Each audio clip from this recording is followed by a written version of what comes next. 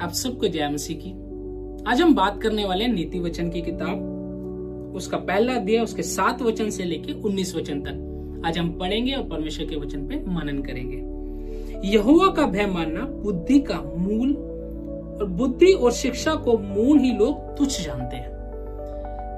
यहोवा का भय मानना बुद्धि का मूल है, बोले तो आरंभ है। सबसे पहला कि यदि हमें बुद्धिमान होना है तो हमें परमेश्वर का भय मानना है। मेरे प्रियो, यदि आप इस सीरीज को देख रहे हैं तो मैं आशा करता हूं आप इस बात को समझे कि आप जो कुछ करते हैं आपके अंदर एक भय होना चाहिए, एक डर होना चाहिए कि मुझे परमेश्वर देख रहा है। मनुष्य मुझे ना देख रहा हो, मेरे माता पिता मुझे ना देख रहे हो, है ना, मेरे पड़ोसी मुझे ना देख रहे हो, मेरे टीचर मुझे ना देख रहे हो, मेरे पास्टर्स मुझे लीडर्स ना देख रहे हो, लेकिन मेरा परमेश्वर मुझे देख रहा है। यदि आप इस बात को अपने जहन में रखेंगे, आप इस बात को याद रखेंगे और आप बुद्धिमान हो जाएंगे, क्योंकि परमेश्वर से डरने वाले लोग पाप में नहीं करते। परमेश्वर से डरने वाले लोग परमेश्वर से प्रेम करते हैं। परमेश्वर से डरने वाले लोग परमेश्वर से लिपटे रहते हैं। परमेश्वर से डरने वाले लोग पाप में नहीं जाते, वो पवित्रताई में अपने जीवन को व्यतीत करते हैं। इसलिए बुद्धिमान होना है तो परमेश्वर के भय को अपने जीवन में रखें। हे मेरे पुत्र, अपने पिता की शिक्षा को कान लगा और अपनी माता की शिक्षा को ना तज। मेरे प्रिय, जो कुछ आपके माता पिता से आपने सीखा है, और मैं विश्वास करता हूँ इस बात को, कभी भी कोई पेरेंट्स अपने बच्चों को गलत शिक्षा नहीं देते। एक दिन मैं एक जगह पढ़ाने के लिए गया था, वहां पे मैंने देखा कि एक पिता बहुत ज्यादा ड्रिंक किए हुए थे। तो मैंने उनसे पूछा कि यदि जो ड्रिंक आप कर रहे हो, क्या आप चाहोगे कि आपके बच्चे भी वही करें? तो आप यकीन माने, मेरे सामने वो फूट फूट के रोने लगा और कहा, नहीं, मैंने अपने जीवन को बर्बाद कर लिया, लेकिन मैं नहीं चाहता कि मेरे बच्चे इस तरीके से करें। मेरे प्रियो, खासकर अपने माता पिता के जीवन से सीखें। यदि जो कुछ गलतियां उनके जीवन से हुई हैं, आप ऐसा ना करें कि वो जीवन की गलतियां आप भी दोहराने लगे। आपका जीवन बहुमूल्य है, जिसका कोई मूल्य नहीं है। आपके जीवन के मूल्य को समझें और अपने माता पिता का आदर करें, सम्मान करें और उनसे सीखें जो परमेश्वर के भय में चलते हैं। 9वां वचन, क्योंकि वह मानो तेरे सिर के लिए सौभाग्यमान मुकुट और तेरे गले के लिए कंठमाला होगी। जब आपके माता पिता की बातों को आप सुनते हैं तो वचन में लिखा वो आपके लिए सौभाग्य की बात होगी। वो तेरे सिर के लिए सौभाग्यमान मुकुट के समान होगा और तेरे गले के लिए कंठमाला होगी। मतलब ये तेरे लिए आशीष की बात होगी। आज हम कई बार अपने माता पिता को कहते हैं, अरे मम्मी तुम्हें क्या पता, आज की जनरेशन ऐसी है ना। और हम बात कर रहे हैं कि मैं चाहता नहीं मैं ऐसी बातें बोलूं, लेकिन बहुत सारे प्रैक्टिकल्स को मैं अपने जीवन में देख पाता हूं। मेरे प्रियो, आप इतने समझदार नहीं हुए अभी जो आप अपने माता पिता को सिखाने चल दिए। याद करें, आपके माता पिता को आप बेवकूफ बना सकते हैं, आप परमेश्वर को नहीं बना सकते। आप सोचते हैं किसी को तो मालूम नहीं है ना, और आप अपने जीवन में जो करना चाहते हैं वो आप करने लगते हैं। अपने माता पिता की बातों को समझें, उनका आदर करें, उनका सम्मान करें, क्योंकि वह आपके लिए एक आशीष का कारण है। हे मेरे पुत्र, यदि पापी लोग तुझे फुसलाए तो उनकी बात ना मानना। यदि गलत लोग आपको गलत रास्तों के लिए फुसलाते हैं, मुझे ये बताने की आवश्यकता नहीं है कि गलत बातें क्या होती हैं। आज की जनरेशन मुझसे बेहतर ये बात जानती होंगी। मेरे प्रियो, गलत जगहों पे मत जाओ, गलत बातें मत बोलो, गलत लोगों से रिश्ते मत रखो। बहुत फोकस रहो अपनी लाइफ में। यदि बुद्धिमान होना है, यदि आपको साधारण जीवन जी के यूं ही आए, यूं ही मर गए और यूं ही खत्म हो गए अपने जीवन को, तो कुछ भी करो। यदि आप सच में एक बुद्धिमानी से जीना चाहते हैं तो मैं आपको बताना चाहता हूं कि आप वो काम करो जिससे परमेश्वर खुश होता है, जिससे परमेश्वर प्रसन्न होता है। वह उसके वचन पे चलना और अपने माता पिता का आदर करना, अपने पारिवारिक चीजों को पूरा करना और परमेश्वर की उपस्थिति में अब्राहम के समान चलना और परमेश्वर की उपस्थिति में अपने आप को परिपूर्ण रखना।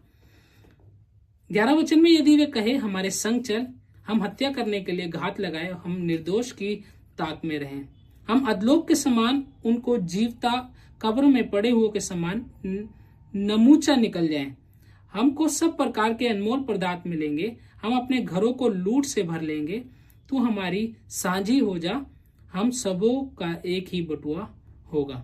तो हे मेरे पुत्र, तू उनके संग मार्ग में ना चलना, वरन उनकी डगर में पांव भी मत रखना, क्योंकि वे बुराई ही करने को दौड़ते हैं और हत्या करने को फुर्ती करते हैं।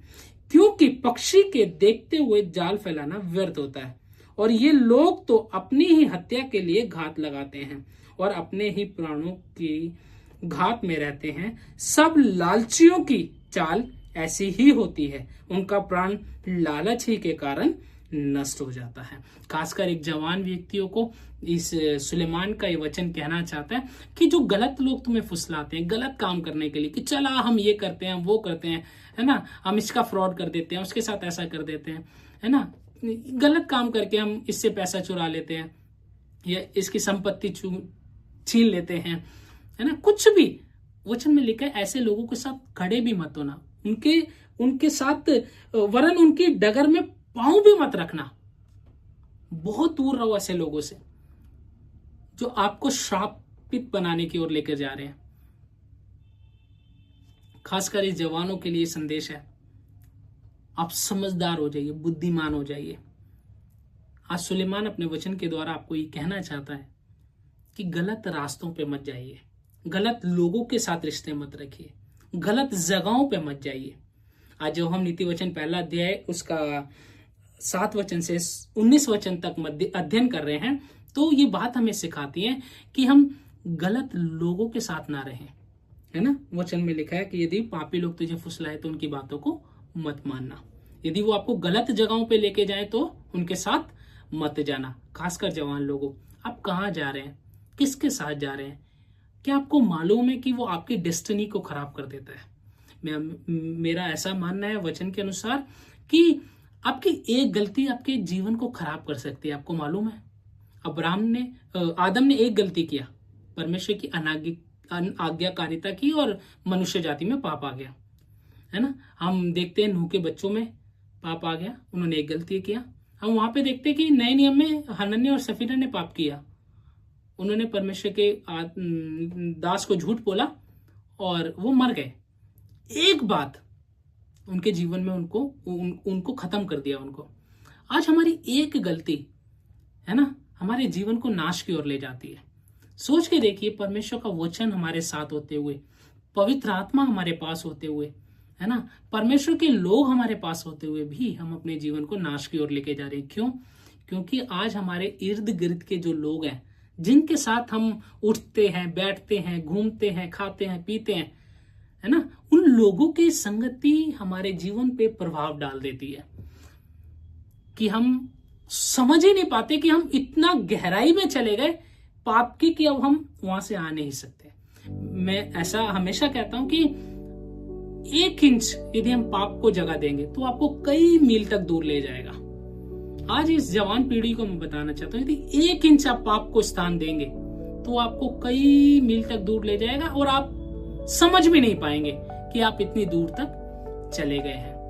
इसलिए आज इस वचन के द्वारा परमेश्वर आपको आशीष करे और याद रखें कि परमेश्वर चाहता है कि आप परमेश्वर के भय में चलें, गलत लोगों के साथ रिश्ते ना रखें, गलत लोगों के साथ में गलत कार्यों के लिए मत खड़े हो, ऐसे लोगों के साथ गलत जगहों पे मत जाओ जिसे परमेश्वर पसंद नहीं करता। आज इस बात को प्रार्थना करें, प्रभु यदि मेरे जीवन में कोई ऐसी बात है जो आपको पसंद नहीं है, यदि मेरे जीवन में कुछ ऐसे लोग हैं जो आपको पसंद नहीं है, तो वो आज ही मेरे जीवन से दूर हो जाए। मैं विश्वास करता हूँ यदि आप इस वचन के द्वारा आज सुन के आज यदि अपने आप को सरेंडर करते हैं परमेश्वर के सामने, तो आप परमेश्वर की महिमा को देखने पाएंगे और ये समझ पाएंगे कि सच में परमेश्वर के साथ चलना कितनी ही आनंद और सौभाग्य की बात है। मैं अपने जीवन में इस बात को सौभाग्य समझता हूँ कि मैं उस वचन को आप लोगों तक बांटता हूँ और परमेश्वर की सेवकाई कर रहा हूँ, अपना बिजनेस कर रहा हूँ और बहुत सारी चीजें मेरे जीवन में जो मैं कुछ करता हूँ, मैं सच इन सब बातों पे सौभाग्य समझता हूँ, क्योंकि सब कुछ मुझे अनुग्रह से मिला है, मेरी योग्यताओं से नहीं मिला। मैंने अपने आप को समर्पित किया है। प्रभु जैसा आप कहेंगे वैसे मैं करने के लिए तैयार हूँ। याद रखिए, गलत लोगों को छोड़ दो, परमेश्वर बहुत बेहतर लोगों को आपके साथ जोड़ देगा। आज कई बार ना हम कुछ लोगों को छोड़ ही नहीं पाते, इस वजह से परमेश्वर ने जो कुछ बेहतर चीजें हमारे लिए रखी होती है वो हम प्राप्त भी नहीं कर पाते और हम परमेश्वर को ब्लेम करते हैं। मेरे प्रियो, आप सोचिए यदि अब्राहम लूत से अलग नहीं होता तो वो कभी भी आशीषित ही नहीं होता। यदि आपके जीवन में कुछ लोग ऐसे हैं तो आज समझ जाइए कि परमेश्वर चाहता है उन लोगों से दूर हो जाइए, क्योंकि जो आपके अपने हैं वो आप तक हमेशा आपके पास बने रहेंगे। जो सिर्फ आपके पास इसलिए है कि आप लोग मिलके पाप कर रहे हैं, आप लोग मिलके एंजॉय कर रहे हैं, एंजॉयमेंट के लिए आपका रिलेशनशिप है, आपकी दोस्ती है, तो वो खुद ही भाग जाएंगे। इसलिए याद करें, परमेश्वर के आगे अपने आप को सरेंडर करें और वचन के अनुसार अपने जीवन को जिए, ताकि परमेश्वर आपके जीवन में अद्भुत और बेहतर कार्य कर सके। मैं आशा करता हूँ आप लोग जरूर आशीषित हुए इस वचन के द्वारा। प्रभु आपके संग रहे। सबको जय मसीह की। लाइक करें, सब्सक्राइब करें। मेरे प्रिय, जरूर आप लोग सब्सक्राइब करें। मैं हमेशा कहता हूँ हमें आप लोगों के सपोर्ट की आवश्यकता है। सबको जय मसीह की।